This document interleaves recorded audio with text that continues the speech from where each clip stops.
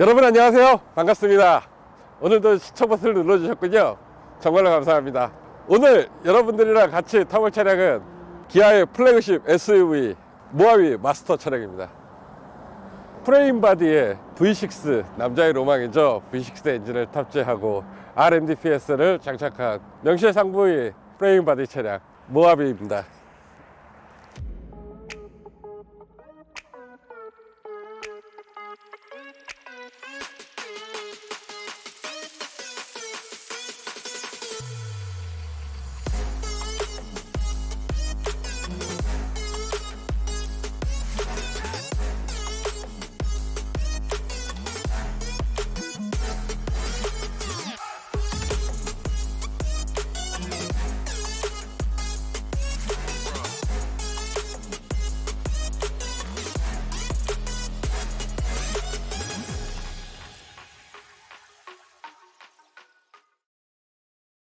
모하비 차량은 피터 슈라의 직선의 단순화라는 철학에 맞춰서 직선이 쭉쭉 뻗어 있는 디자인으로 설계가 되었습니다. 먼저 외관 디자인 한번 같이 보시고 출발해 보도록 하실까요? 자, 하나하나 살펴보도록 하겠습니다. 같이 가시죠. 모하비 차량은 먼저 로제트 그릴이 매우 이렇게 웅장하게 생겼습니다. 그냥 단순히 크다가 아니라 웅장하다는 표현이 더 어울릴 것 같습니다. 엠블럼이 독자 엠블럼입니다. 예전에는 이제 오피러스나 아니면은 스팅어 차량에도 독자 엠블럼이 들어갔지만 최근 들어서는 이제 엠블럼은 유일하게 독자 엠블럼 쓰는 차량은 기아에서는 모하비 차량이 유일하다고 볼 수 있겠습니다. 그런데 2022년형 모델이 이제 곧 발매 예정인데 2022년형부터는 로고를 독자 로고를 사용하지 않는다는 설이 거의 유력하게 나오고 있는 상황입니다. 네.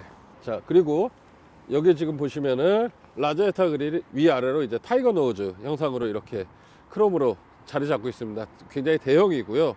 로고도 큼직큼직하죠. 그리고 밑쪽에는 전방 카메라가 들어 있습니다.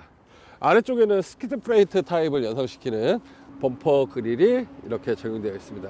사이즈가 한 뼘이 넘어요. 굉장히 큰데요. 여기에 프로젝션 타입의 LED 헤드램프가 적용되어 있고요. 그 다음에 리피터가 이렇게 6개네요. 총 6개의 리피터가 큼직큼직하게 적용되어 있습니다. 전면부의 헤드램프 디자인은 매우 웅장하고 매우 밝은 빛을 내서 우리가 어두운 산속에 간다든지 조명이 충분하지 않은 곳에서도 밝은 시야 확보에 용이하도록 설계가 된 것 같습니다. 타이어는 20인치 스퍼터링 휠이 들어가 있습니다. 단독 로고가 적용되어 있고요. 이 휠 아치 부분은 모하비보다 하위 트림 차량, 그러니까 뭐 소렌토라든지 이런 차량들에서는 보면은 무광으로 된 플라스틱 커버로 되어 있는데 그게 아니라 이제 바디 컬러랑 동일한 컬러가 적용되어 있는 휠 아치가 적용이 되었습니다. 사이드 리프터가 적용되어 있는 대형 아웃사이드 미러입니다. 제가 모하비 차량을 시승을 좀 많이 시켜 드렸거든요. 시승을 해보신 분들은 대부분 다른 차를 시승할 때는 먼저 거울 먼저 맞추고 출발하세요. 그런데 모하비 차량은 거울을 안 맞추고 출발합니다. 왜 그런지 아세요? 거울이 너무 커서 그래요. 커서 대부분이 맞추지 않아도 뒤가 잘 보이게끔 그렇게 큰 아웃사이드 미러를 가지고 있습니다. 네, 모하비에 장착되어 있는 사이드 스텝인데요. 자, 제가 이렇게 올라가도 전혀 흔들거림이나 이런 게 없습니다. 네, 100kg가 넘는데요. 이렇게 올라가도 흔들거리거나 이런 게 없습니다. 매우 튼튼해서 파손에 대한 걱정은 크게 안 하셔도 될 것 같습니다. 측면부 디자인에서 보면 조금 아쉬운 부분 중에 하나는 서라운드 몰드가 없다는 점입니다. 이게 이제 플래그십 SUV인 만큼 여기에 이제 크롬으로 이렇게 한 바퀴 둘러줬으면 좀 더 멋지지 않았을까 이런 생각이 드는데 그런 점이 없는 게 좀 아쉽고요. 그리고 위쪽으로는 루프렉이 이렇게 크고 튼튼하게 실용적으로 적용이 되어 있습니다. 그래서 위에 무거운 짐을 얻는다거나 이렇게 캠핑족들이 여기다가 뭐 자전거를 설치한다든지 그런 것들을 설치할 때 흔들림에 대한 걱정은 크게 없을 것 같습니다. 굉장히 튼튼합니다. 이 차량에는 요소수가 들어가는 차량입니다.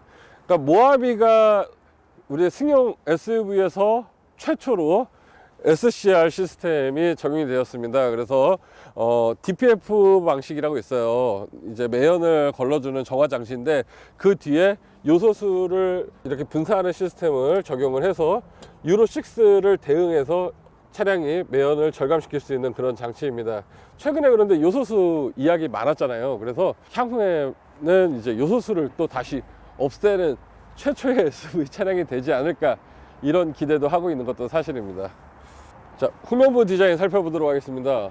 뒤에 테일램프는 총 7개의 LED 등이 들어있고 후진 가이드 등이 이렇게 들어있습니다. 모하비라는 레터링이 이렇게 큼지막하게 아주 멋지게 양각으로 적용되어 있는 모습입니다. 리어 가니쉬가 크롬으로 길게 뻗어 있습니다. 소렌토에 비해서 안 좋은 거는 후면 와이퍼가 이렇게 히든 타입이면 좀 어땠을까, 이런 생각을 가져보게 되는 조금 아쉬움이 있고요. 위에는 보조제동 등이 그렇게 크지 않습니다. 좀 얇게 이렇게 쫙 뻗어 있는 모습입니다. 네. 자, 하단부를 보시면은요, 하단부에 보면은 이렇게 트윈 머플러가 적용되어 있습니다. 그러니까 2개씩 양쪽으로 총 4개가 적용되어 있는데 아쉬운 거는 데코입니다. 네, 모양입니다. 네, 모양이고 실제 머플러는 연기는 아래쪽으로 빠져나가게끔 되어 있습니다.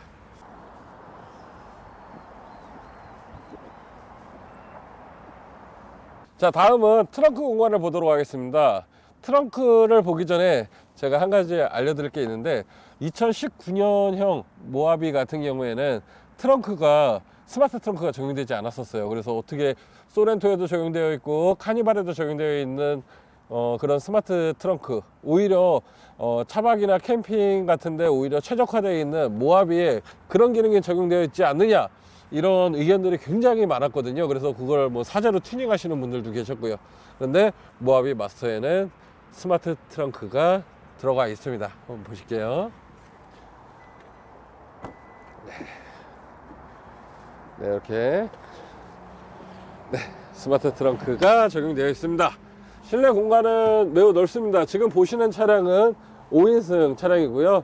모하비는 5인승, 6인승, 7인승 차량이 있습니다. 그래서 우리 5인승 차량 같은 경우는 운전석 2개, 그 다음에 뒤에 이제 의자 3개, 그리고 6인승 같은 경우는 둘 해서 제가 사진으로 보여드리도록 할게요. 그리고 7인승 같은 경우는 둘, 셋, 그러니까 5인승이랑 1열, 2열까지는 똑같이 생겼고 뒤에 2열짜리 하나가 더 있어서 7인승 차량이 되겠습니다. 네.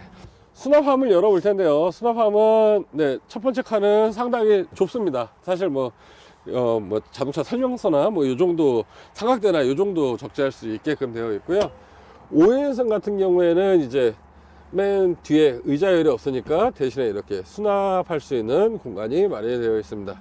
뒤쪽에는 우퍼 스피커가 있고요. 네, 그 다음에 3열에도 스피커가 있습니다. 네, 스피커가 매우 크게 있습니다. 일반적인 차량의 3열 스피커보다는 훨씬 크고요. 그 다음에 여기 존재의 이유를 알 수 없는 미지의 공간이 있습니다. 그 다음에 여기에는 파워 아울렛이 있어서 타이어 공기압 주입이라든지 나중에 튜브 주입이라든지 이런 것도 놀러 가서 할 수 있게끔 되어 있습니다. 요거 열기가 나쁘네요. 요거 이제 비상 주유 열 때 이제 당기는 레버가 들어 있거든요. 근데 제가 특별한 공구 없이 맨손으로는 지금 열 수가 없는 구조입니다. 여기 양 끝에 이렇게 고리 거는 부분이 있는데요. 요거는 이제 어디에 쓰는 거냐면은 러기지 네트라고 별명품으로 합니다. 제가 사진 보내드릴 텐데요. 러기지 네트를 걸 때 사용하는 공간입니다. 그러면 이렇게 접은 상태에서 한번 또 들어가 보겠습니다. 네, 많은 시청자분들이 기다리시는 그 차박 공간 확인하는 시간입니다. 네, 이렇게 앉을 수 있습니다. 앉아서 허리를 꼿꼿이 세워도 머리카락은 닿는데요. 머리까지는 닿지 않고요. 자, 이렇게 누웠을 때 차박하기는 제일 좋은 것 같습니다. 차박하기는 여태까지 타봤던 차 중에 가장 좋은 것 같습니다. 네, 충분히 가능합니다. 네. 남자의 로망 모하비의 심장을 살펴보도록 하겠습니다. 한번 보실까요? 네, 먼저 가운데 큼지막하게 V6 써져 있습니다. 네, 실린더가 이제 V 형태로 3개 해서 총 6개의 실린더로 구성되어 있는 CRDI V6 엔진이 적용되어 있습니다. 옆쪽에는 이제 배터리가 있는데요. 네, AGM 배터리는 아니고요. CMF 배터리에다가 콜드 차저 암페어 900A짜리. 그러니까 지금까지 기아 차량을 많이 리뷰했는데 그 중에서 가장 대형의 큰 배터리가 장착이 되어 있습니다. 이쪽에는 냉각수 보조 탱크가 자리 잡고 있고요. 저 에어 필터를 여기서 이제 이렇게 탈거하는 방식인데 요거 조금 구형 방식이죠. 요새는 이제 간단하게 원터치로 꺼낼 수 있게 그렇게 되어 있는데 네, 좀 요즘은 좀 불편한 점이네요. 네. 커버는 앞쪽으로만 되어 있고 옆쪽 커버는 없습니다. 네, 옆쪽 커버는 없고요. 여기 차체랑 이제 휀다랑 이 사이가 이렇게 약간 이렇게 떠 있는 모습이네요. 일체로 이렇게 딱 붙어 있지 않고요. 네. 자, 고무 댐퍼는 대형으로만 총 4개가 적용되어 있고, 네, 흡차음파는 이렇게 크게 대형으로 엔진룸을 거의 감싸는 듯하게 적용되어 있습니다. 카니발에 안 들어있는 이 리프트가 모하비에는 들어 있습니다. 감사합니다. 자, 오늘 여러분들이랑 보실 차량 모하비 마스터 등급의 풀옵션 차량입니다. 저랑 같이 이제 실내에 타서 같이 한번 차량을 요목조목 살펴보도록 하시죠. 먼저 뒷자리부터 모시겠습니다. 이렇게 올라간 다음에 탈 수 있어서 약간 시그니처한 느낌도 듭니다. 네. 뒷자리에 앉았고요. 지금 나파 가죽 시트가 적용되어 있어서 굉장히 푹신푹신합니다. 이제 쿠션감이 너무 없다고, 그래서 이런 쿠션감도 어느 정도 개선이 되었고요. 그 다음에 2열에 승차감이 안 좋다는 이야기들도 있었어요. 모하비에서는 아무래도 프레임 바디의 특성 때문에 이제 하체가 이제 딱딱하니까. 그런데요, 거기다가 이제 쿠션도 단단하죠. 뒷자리에서 멀미 난다, 이런 얘기도 있었던 것도 사실입니다.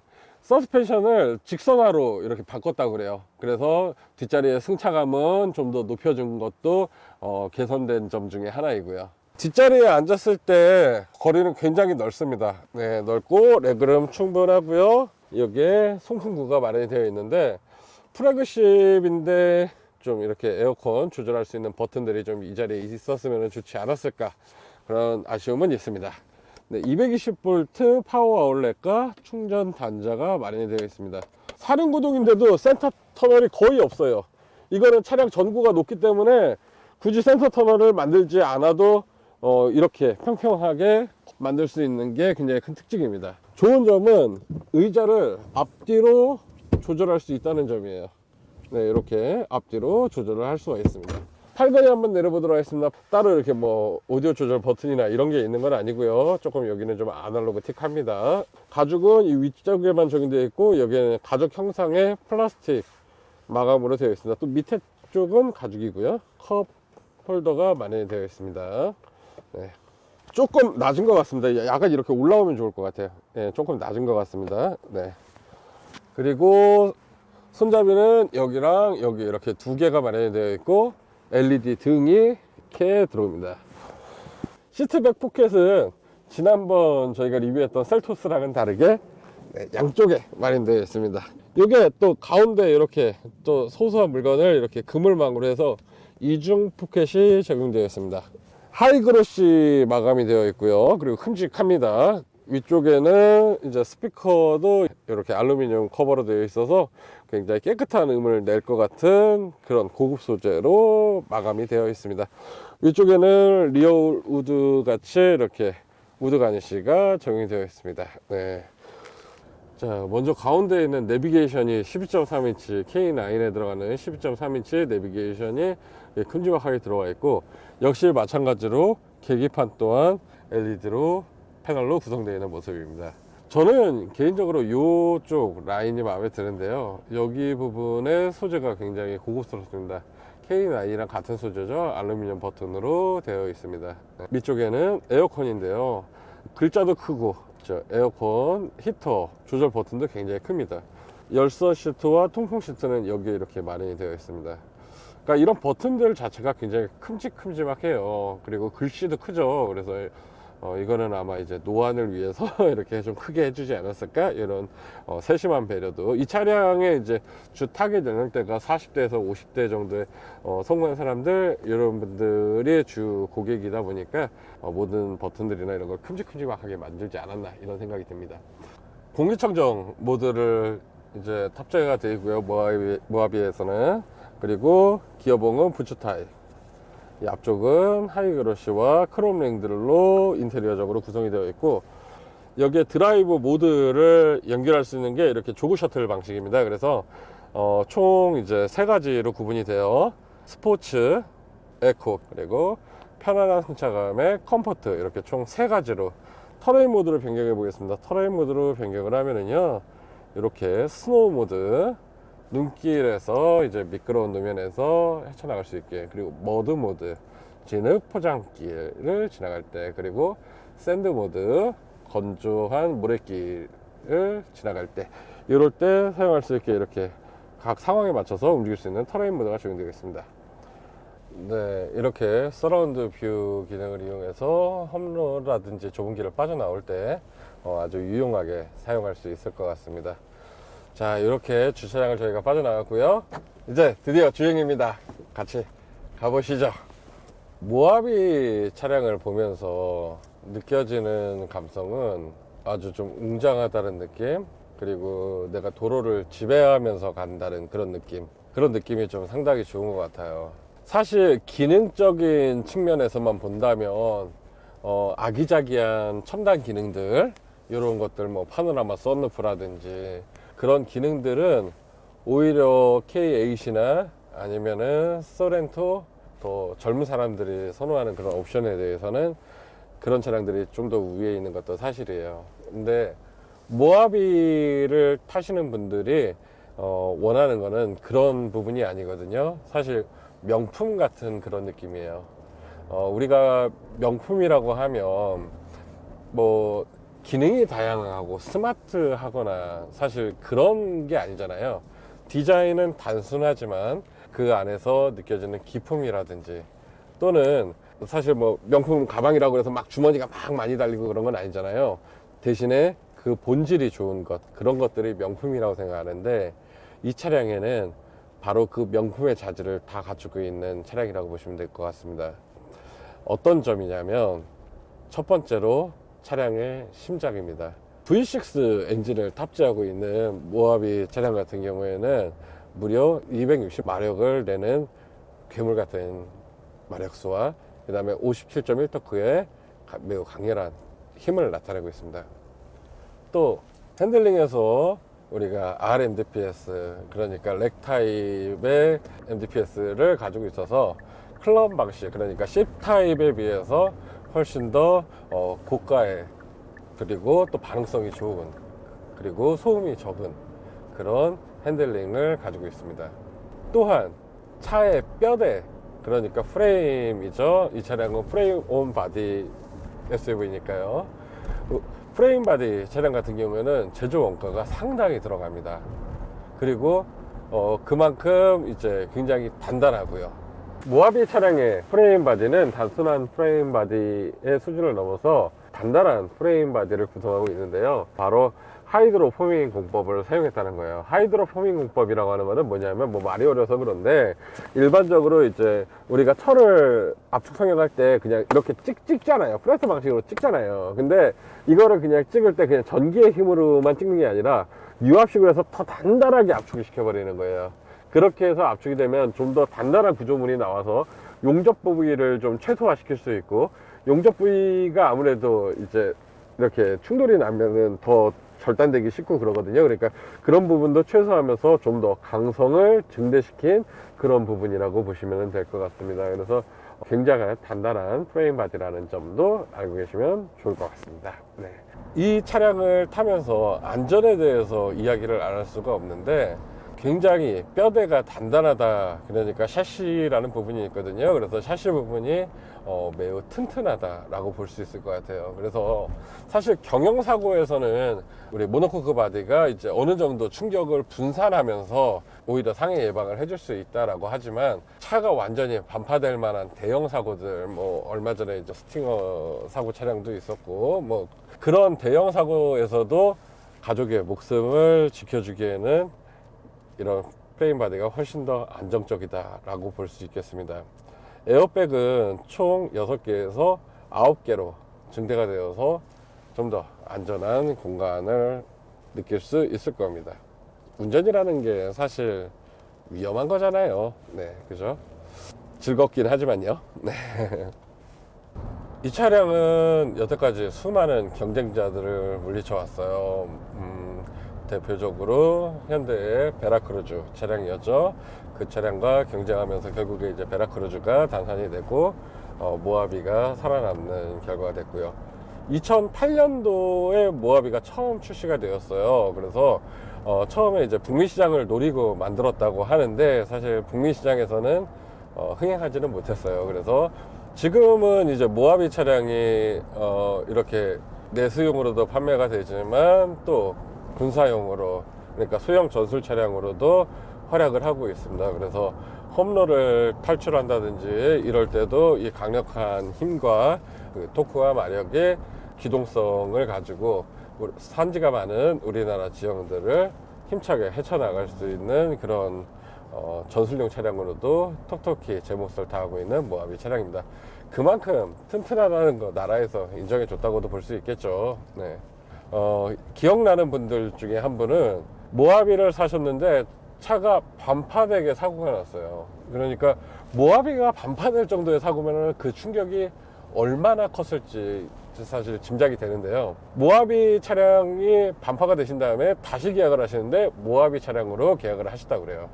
그분 보고 왜 모하비를 폐차하고 왜 다시 모하비를 사시나 했더니 나는 모하비가 아니었으면 이 세상 사람이 아닙니다 라고 하시더라고요. 그래서 모하비를 다시 이렇게 선택하시는 분들도 있습니다. 그런 경험들이 있으신 분들은 이렇게 좀 더 안전한 차량을 구입하시려는 경향들이 있고요.